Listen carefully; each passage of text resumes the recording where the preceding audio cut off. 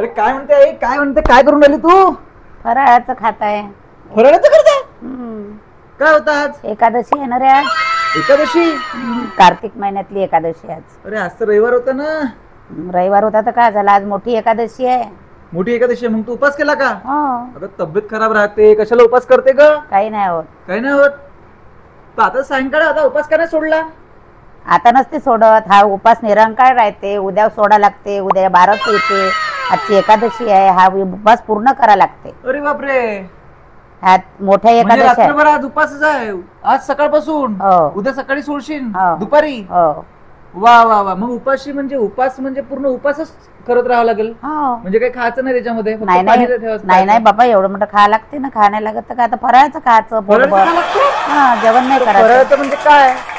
फराळाचं साबुदाणा खा, साबुदाण्याचं उसळ खाता येते, हा. भगर खाता येते, ताक खाता येते, हा. साबुदाणा वडे खाता येते, आपलं काय म्हणते त्याला, दूध पिता येते, फळं खाता येते. असं? हे सगळं काही पौष्टिक आहार आपण घेऊ शकतो. फक्त शकतो? आपण जेवण नाही करू शकत. जेवण नाही करू शकत? अच्छा, तर म्हणजे या सर्वांपैकी आपण काहीतरी थोडं मोठं खाऊन आपला उपास करू शकतो, तेव्हा तो उपवास होईल ना. हा.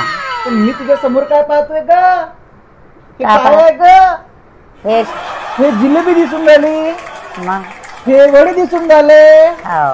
हा चिवडा दिसून राहिला, तळलेल्या मिरच्या दिसून राहिल्या, आणि इतर चटणी दिसून राहिली, नारळाची चटणी आहे ही.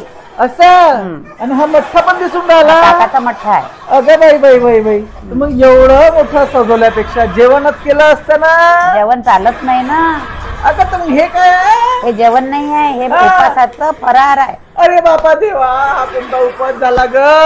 हा उपासाचा फराळ आहे. 2 3 4 5 बापा बापा बापा. अरे मित्रांनो, ज्यांचा कुणाचा उपास आहे पाठवा त्यांना, आणि त्यांच्या पण प्लेटचा फोटो मागवा. हा काय उपास झाला? म्हणून आपण माहित आहे का, रोज आपण जेवण करतो ना, हा. तर आठवड्यातून म्हणा का 15 दिवसातून म्हणा, जे एकादश येते असा उपास करायला पाहिजे. खायला पाहिजे? नाही, वा रे वा, तसं नाही.